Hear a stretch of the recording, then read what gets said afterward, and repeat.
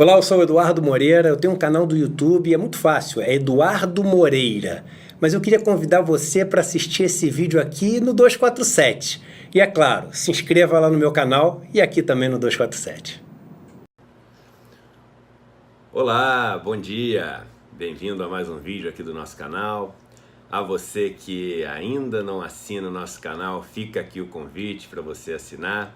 A todos vocês, fica aqui o pedido para poder dar um like aqui no vídeo, porque isso ajuda demais a gente a crescer no algoritmo aqui do canal e poder aparecer para outras pessoas na plataforma. Queria, obviamente, sempre agradecer o que vocês, que eu sempre chamo de embaixadores, né, dessa causa de libertar pelo conhecimento, têm feito, divulgando o canal, chamando novas pessoas para estar assistindo. Mas queria falar para não perder o entusiasmo, né? Entusiasmo, a palavra que vem de entheos, né? Deus dentro, ou seja, aquela força enorme para a gente poder continuar levando esse tipo de informação para um monte de gente. E hoje o papo é sobre reforma tributária, né? Um assunto que está super aí no noticiário, muita gente me pedindo para falar aí sobre a questão da reforma tributária, e é um assunto muito importante, né? E eu acho que antes de começar a falar sobre a reforma tributária, a gente deveria falar o seguinte: ninguém gosta de pagar imposto, ponto final. Ninguém. Eu não gosto de pagar imposto, você não gosta de pagar imposto, quem paga pouco imposto não gosta de pagar imposto, quem paga muito imposto não gosta de pagar imposto. Então a gente tem que tirar um pouco da emoção dessa história e poder conversar um pouco sobre os dados, né? E tomar muito cuidado, porque assim como nas outras reformas, a gente pode, e é isso que acaba acontecendo, está sendo manipulado com essa história de que a reforma é importante, porque essa questão dos impostos no Brasil é uma zona, é super ineficiente, a gente não recebe aquilo que a gente paga de volta, em serviços, etc. Então tem que fazer a reforma tributária. Gente, a reforma tributária é um monte de coisa junto. Então a gente tem que tomar cuidado, porque às vezes, com esse discurso, a gente acaba sendo a favor de um pacotão sem ter ideia do que tem dentro do pacote, né? E aí a gente pode acabar contribuindo, né, para os mecanismos que fazem desse nosso país um dos países mais injustos do mundo, né, socialmente, e um dos países mais difíceis de se viver para a maior parte da população. Então, eu gosto de separar essa questão da reforma tributária em dois aspectos, né? Primeiro, a questão da complexidade dos impostos no Brasil. E essa questão, claramente, a gente precisa endereçar, né? O Brasil, que tem mais aí de 90 tributos, né, diferentes aqui no Brasil, é um dos países do mundo onde é mais complicado viver com esse mundo dos impostos, né? E por isso, não é à toa que é um dos países do mundo onde você tem mais litígios judiciais nessa questão. No Brasil, esses litígios, eles somam quase 20% do PIB, para vocês terem ideia. Nos Estados Unidos, esses litígios, eles são em torno de 0,2% do PIB, ou seja, gasta-se muita energia no Brasil discutindo essa questão dos impostos. No Brasil, para você calcular, declarar, pagar, corrigir, etc., os seus impostos todo ano, uma empresa gasta, em média, o Banco Mundial diz isso, 2.000 horas por ano, né? E aí somos o campeão do mundo nisso. Nenhum país chega perto disso como a gente gasta, né? E eu já vi pessoas questionando esse número do Banco Mundial, mas nunca vi ninguém questionando que o Brasil é o país que mais gasta tempo e esforço fazendo isso. O problema é que tempo e esforço é dinheiro. Isso é um dinheiro que as empresas no Brasil gastam, que faz elas perderem tempo e energia sem gerar riqueza. Então é claro que a gente deveria ter uma simplificação, né, da questão tributária no Brasil.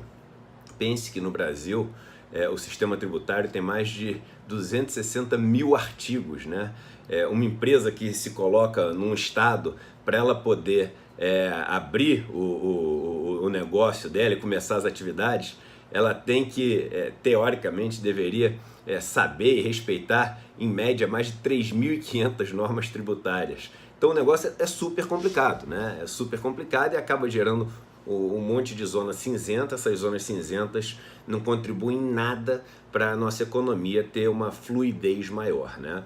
Isso acaba também atrapalhando a arrecadação, a eficiência da arrecadação, acaba travando a justiça em um monte de lado. Então, isso não é bom para ninguém, né?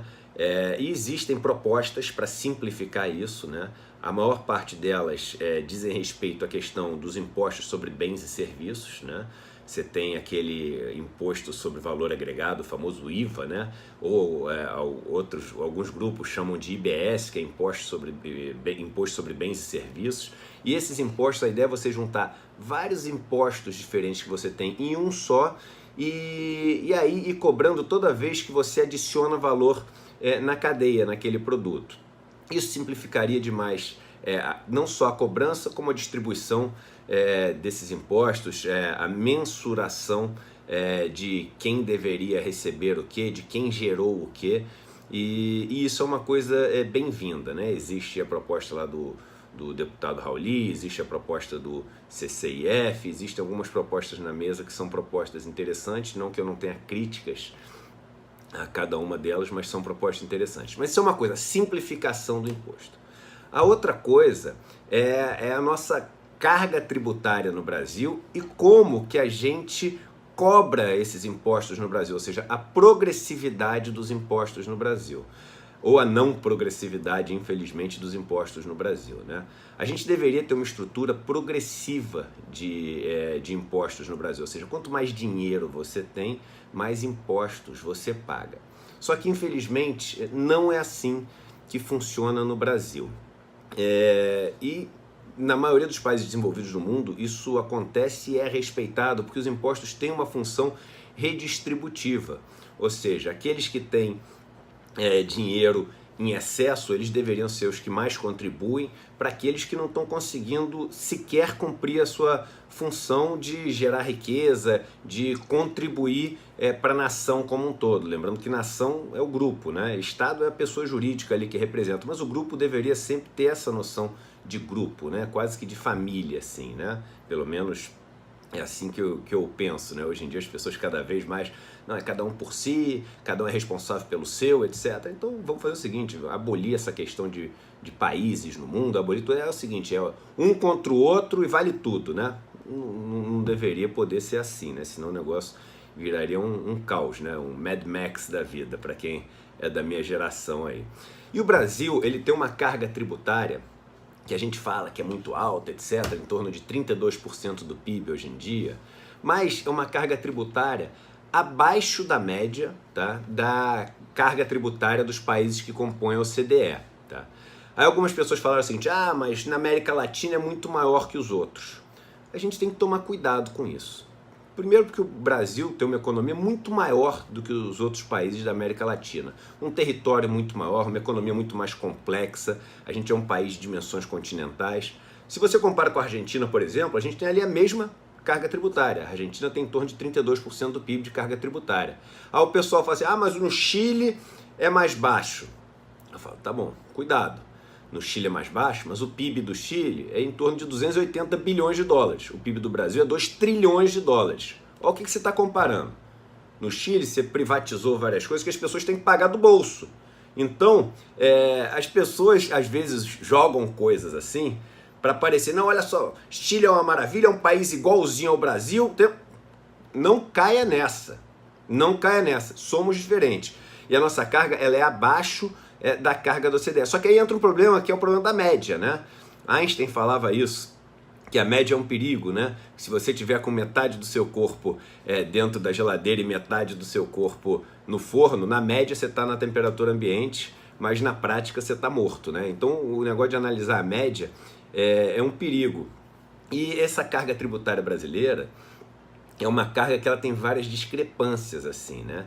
Então, uma delas é que a maior parte dela, diferente dos outros países do mundo, ela é recolhida através dos impostos sobre bens e serviços. No Brasil, esses impostos, eles são responsáveis por quase 50% da arrecadação brasileira, né? No resto do mundo, eles são 1/3 ou menos de 1/3.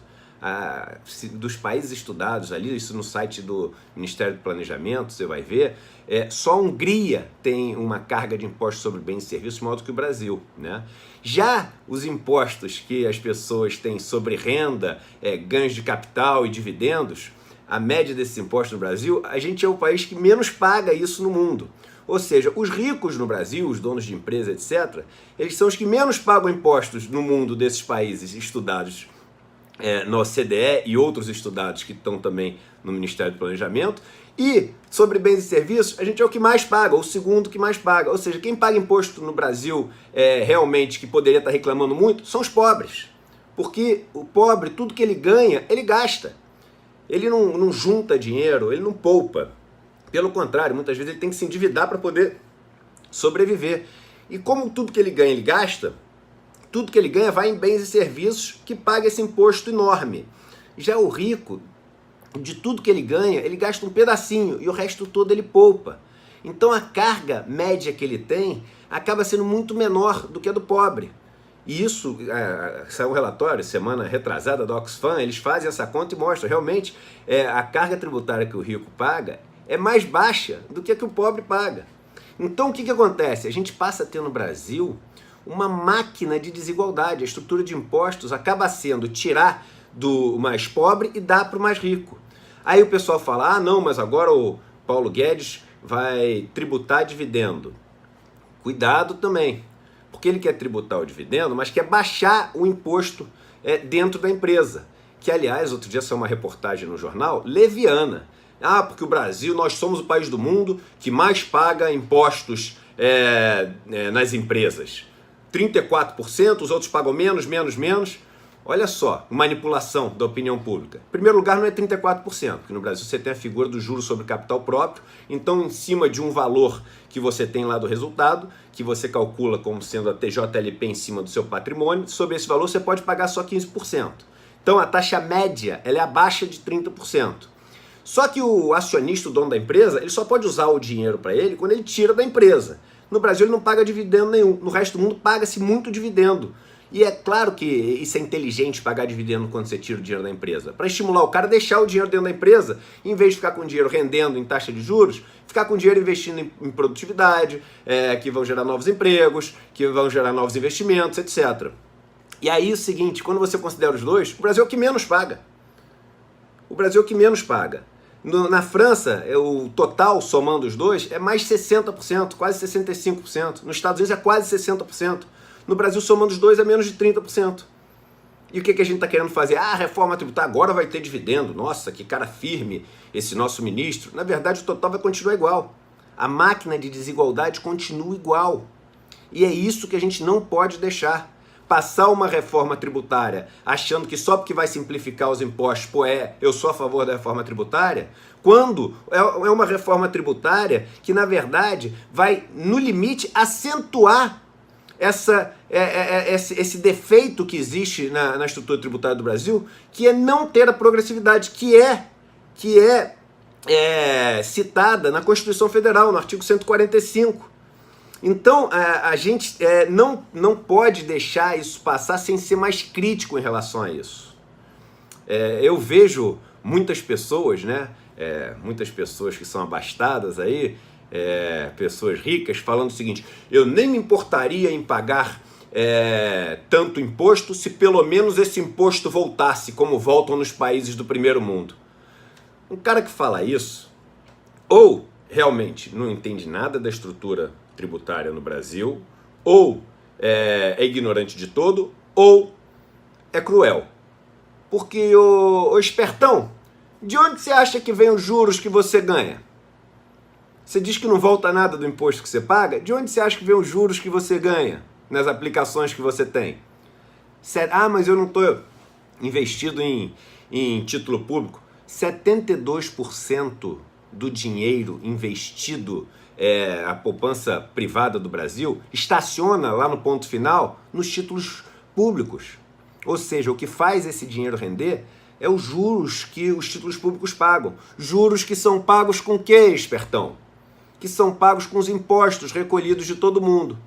Aí com o dinheiro que você ganha e consegue fazer essa bola de neve que faz com que 1% no Brasil tenha uma riqueza maior do que os 99%, com esse dinheiro que você consegue juntar, ganhando juros, botando ele para render, você não paga a escola dos seus filhos?